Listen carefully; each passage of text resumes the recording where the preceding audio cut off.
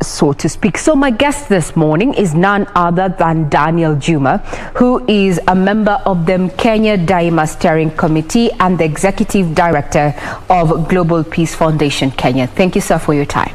Welcome. Thanks for having me. This is a current affairs platform, and since we're talking about citizen responsibility and also matters of leadership and the trickle-down effect on the economy, we have three dailies with us this morning. What's your take on our current coverage of the election process, where we find ourselves ahead of the August 9th? I can give you a few headlines. We have Mudavadi, Rigathi, best for Ruto. That's one of the dailies here. We have trouble in Azimio, and the one that you have is Ruto's big day. Yeah. Is the media doing justice when it comes to coverage of matters election? Totally your opinion. Yeah. So my opinion is, of course, the media does its best to be able to engage the citizenry on matters elections, and especially when you look at headlines, it's usually not every media house has its focus. Today, Nation is focusing on a different issue.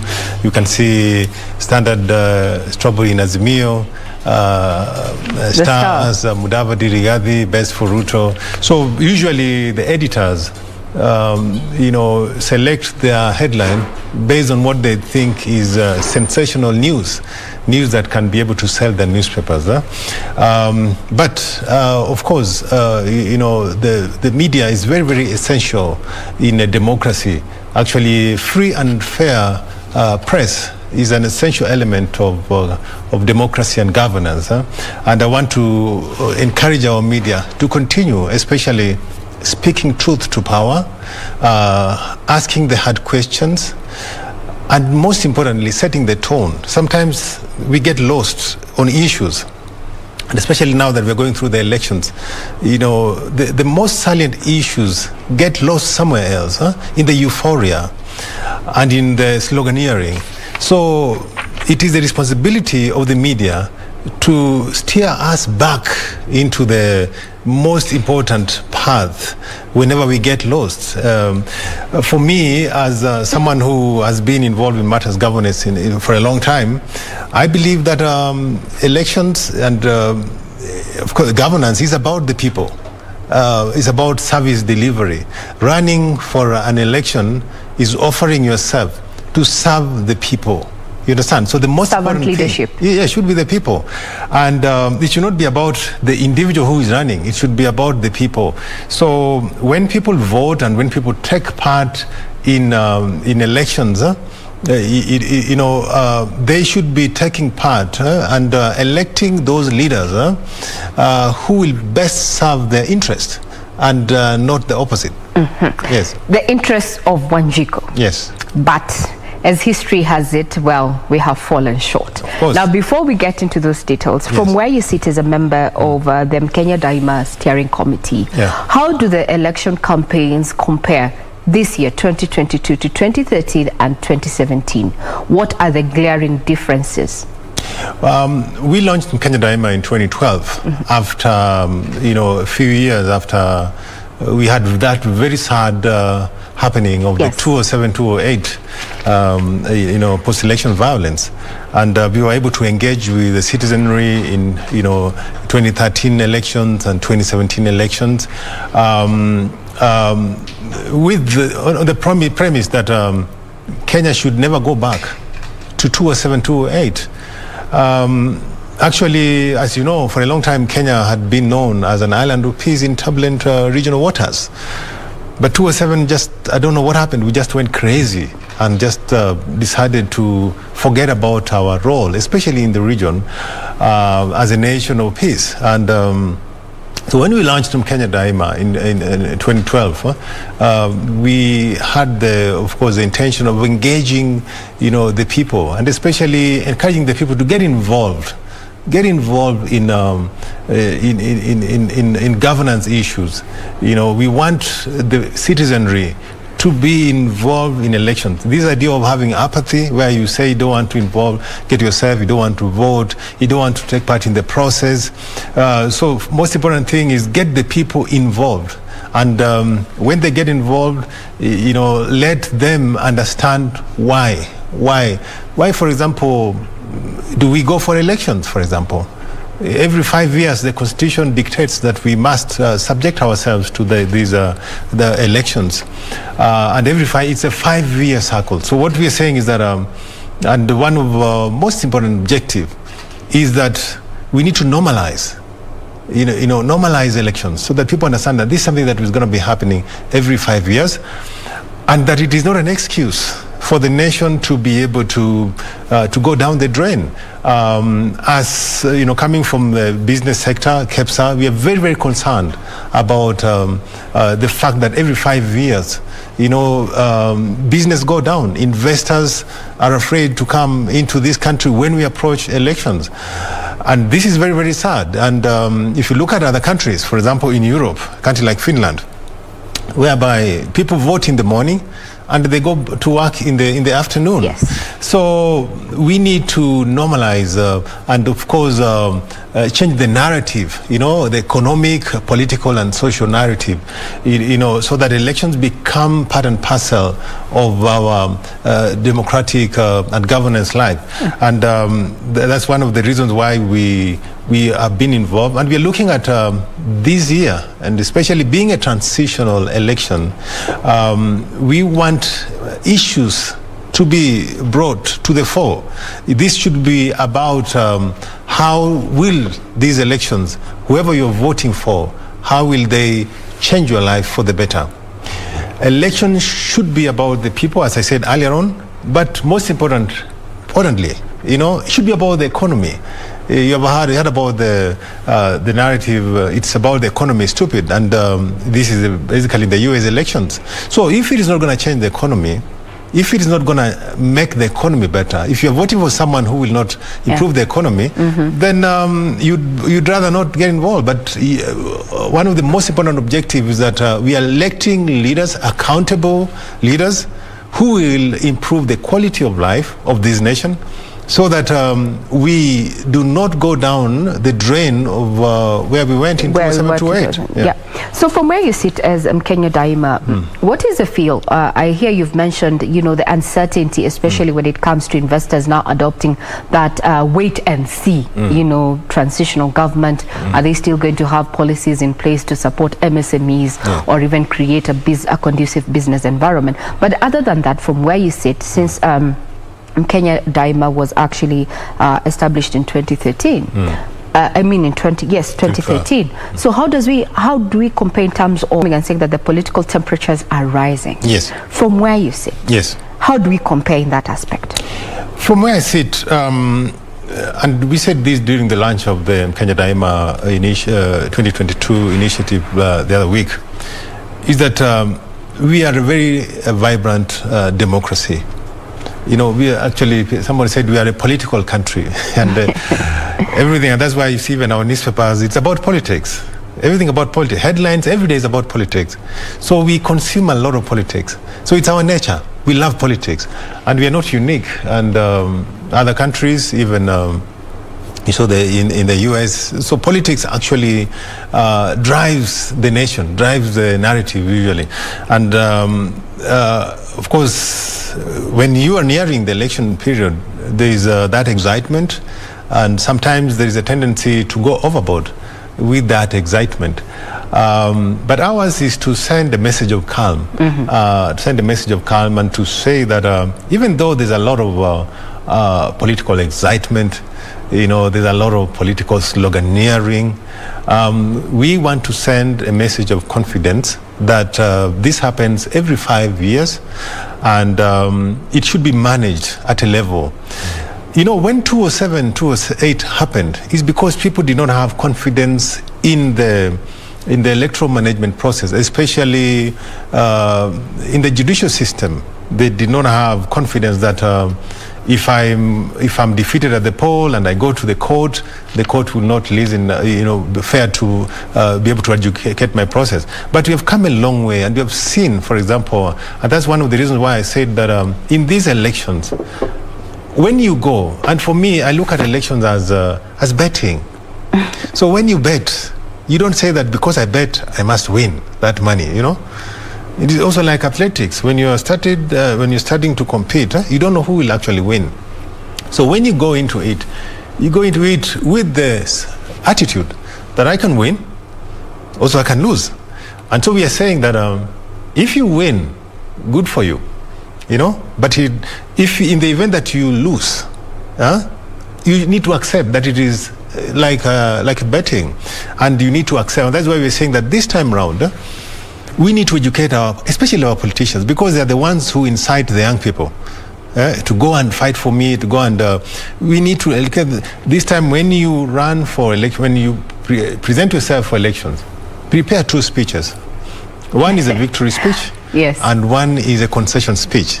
Because as you say in Kiswahili, asikubali kushindwa si mshindani. So if you are going to compete and you're saying that I have to win, you know, then what about the others? You know, so this is one of the most important things, and this is as Mkenya Daima, we need to manage, especially those candidates, and especially in a close election. It could go either way. Yes. So the attitude of saying that it has to be me, or it has to be my candidate, we are saying that you as a Kenyan, in Swahili we are saying that tenda wajibu wako and vote. So your role is just to vote. You know, after voting, your role ends there. At that point. At that point, IBC will count the votes and then we'll announce the winners. So once the winner has been announced, your role again is to accept whoever has been announced as a winner. As they say in a democracy, the majority will have their way, yes, but the minority will also have their say.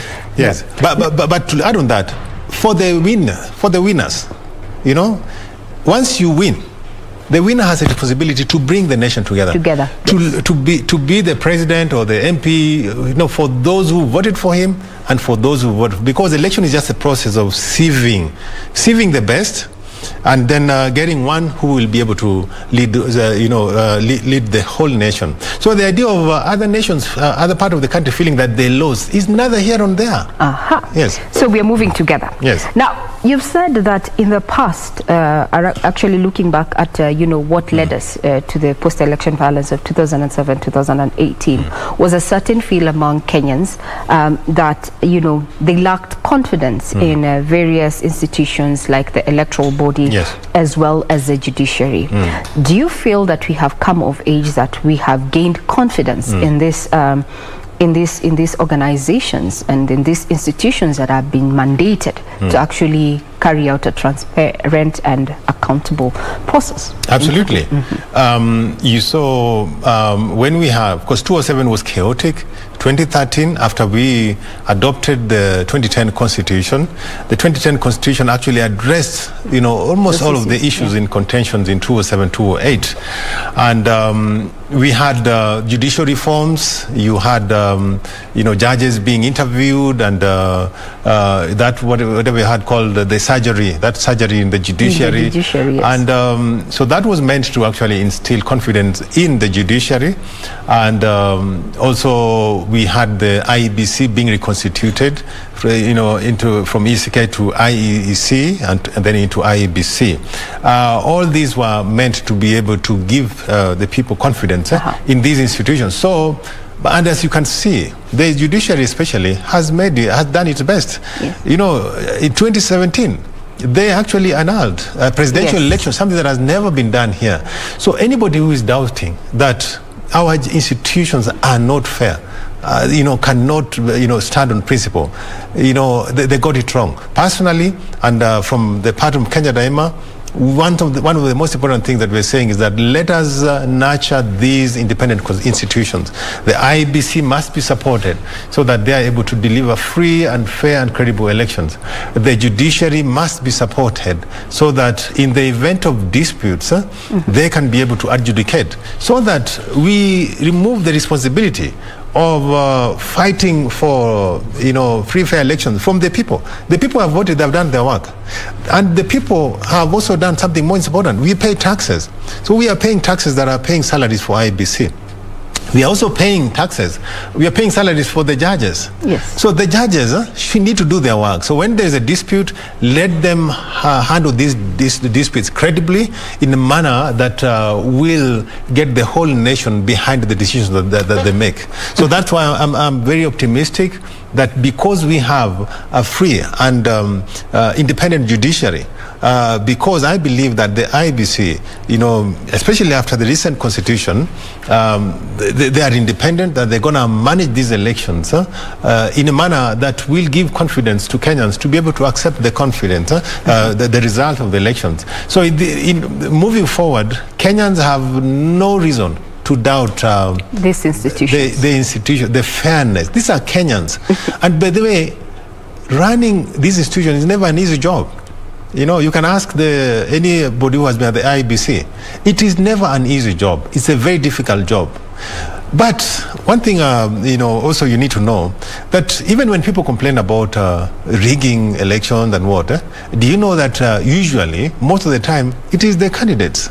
It's the candidates who mess up, They want to be able to manage, the agents. They're the ones. Usually, it is not the IBC who make mistakes, but it is the candidates who want to have an advantage, especially in their strongholds.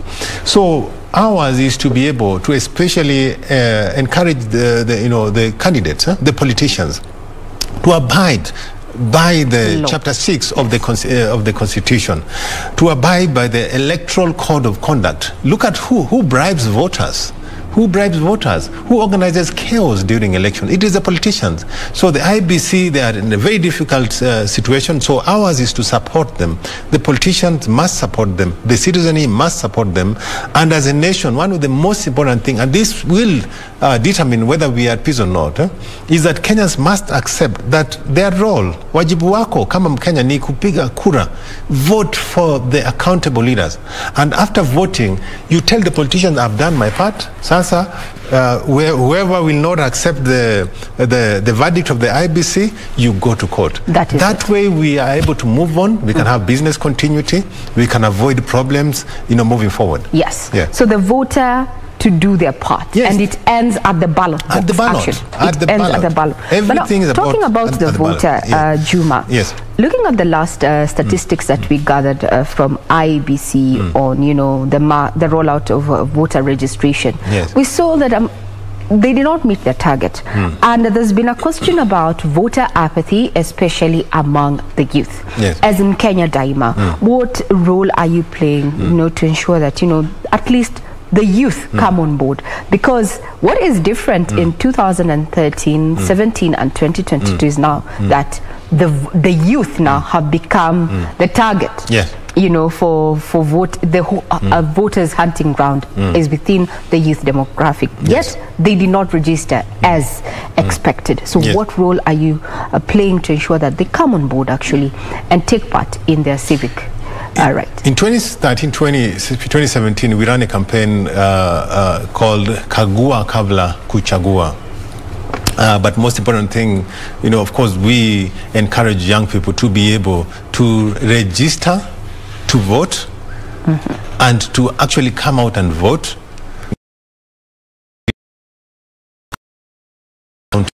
That is the most important role for the young people. Of course, one of the most important things that we do, of course, as an advocacy organization, is to encourage, of course, young people to come out to vote, but also to work with these agencies like IBC, government, the issues of IDs, so that more young people can be enabled to have IDs. And can be encouraged to go out there and vote. But for one of the most important things that I'm looking at the future.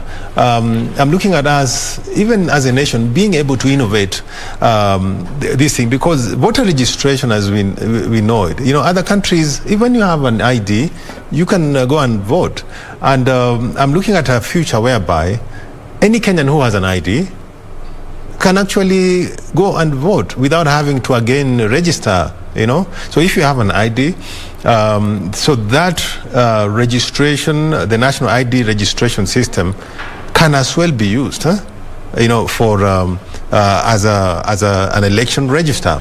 So these are the kind of innovations I think we can use in future to avoid these periodic. Yes, and having to waste billions in going through another process of registering voters.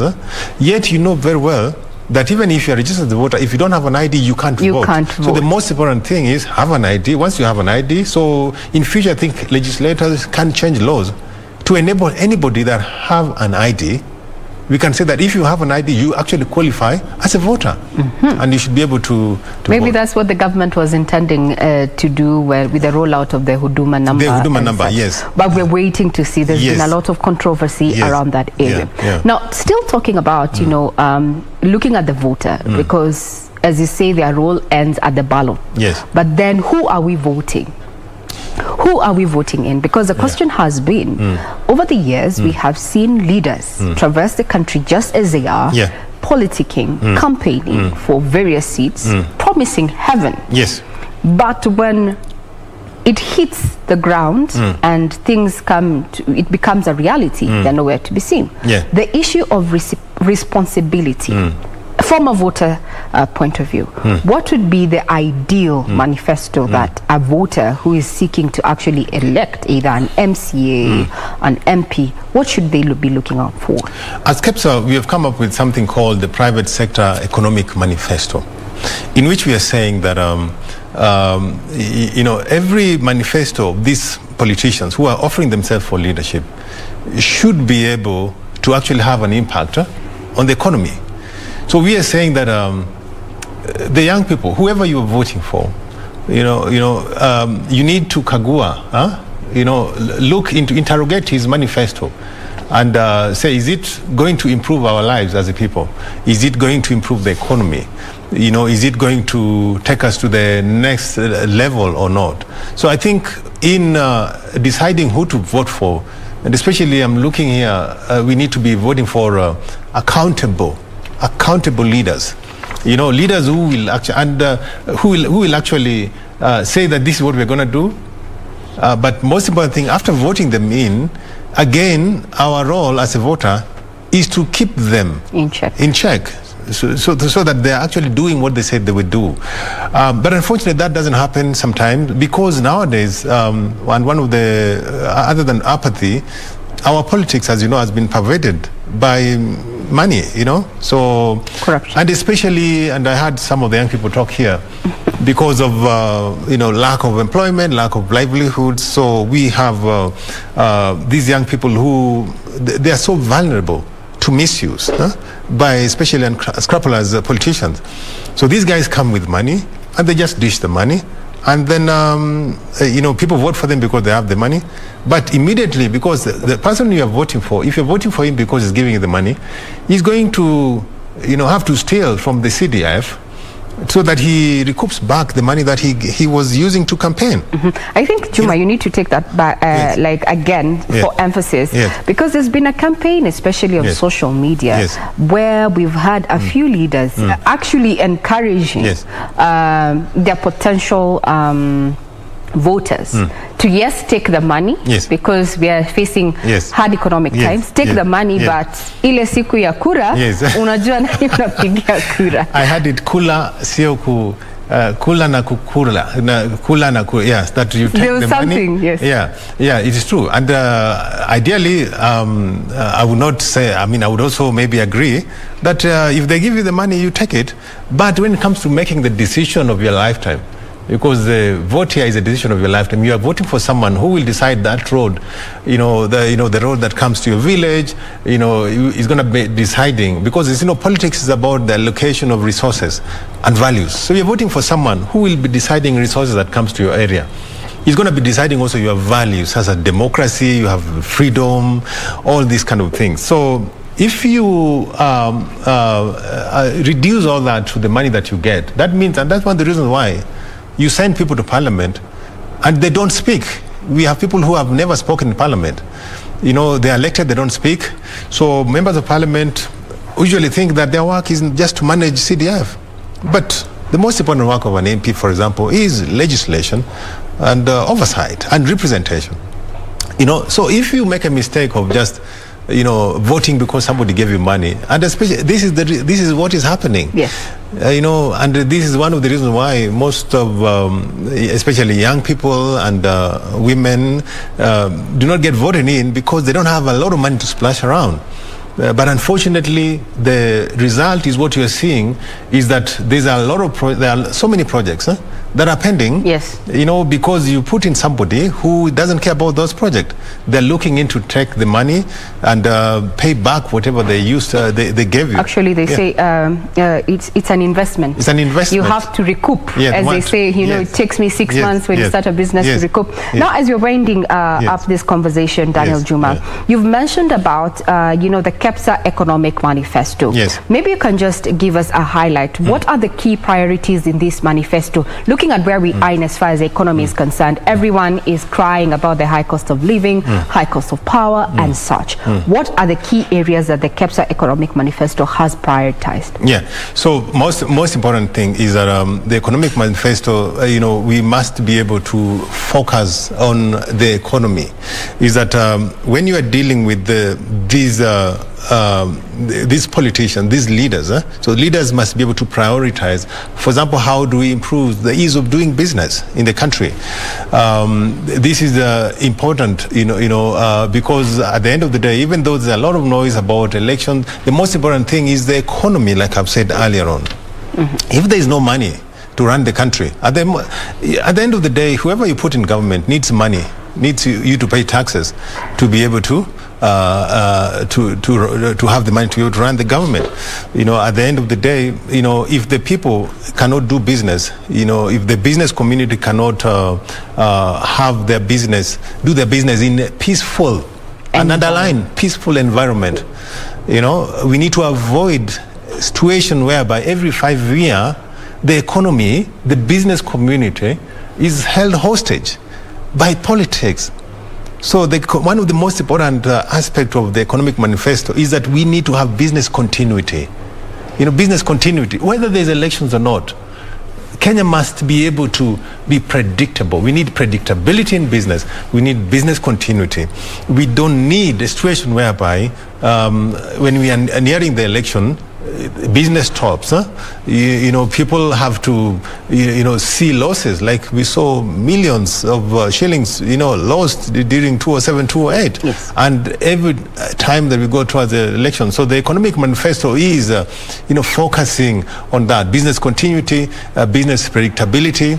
And whoever comes on board, they're interrogating the manifestos of these leaders, so that they have to tell us what they will do to improve business, to improve investment, to attract foreign investment, and after they have been elected in these positions, again, we need to keep them in check to see, and that's why KBC usually has these roundtables. We have roundtables with the judiciary, with parliament, even with the presidential roundtable, to see that the manifestos that these people promise are actually being implemented. And even feasible. Even feasible, yes. Yes. Now, there you have it. Run out towards the elections, with August 9th being the date. We've been talking about, the role of Wanjiku when it comes to electing those leaders. We have been speaking to Daniel Juma, who is Executive Director of Global Peace Foundation Kenya, and also a member of Mkenya Daima Steering Committee. Take home is Kagua Kabla ya Kuchagua. Please see those leaders, see if they have delivered before, and if they haven't, you do not need to give them another opportunity, as a taxpayer. Well, you're watching KBC Channel 1, and this is Good Morning Kenya. I have been your host, Regina Manyara. I leave in the able hands of Safine Chen as she takes you over onto Martha's News Check. Do keep it right here.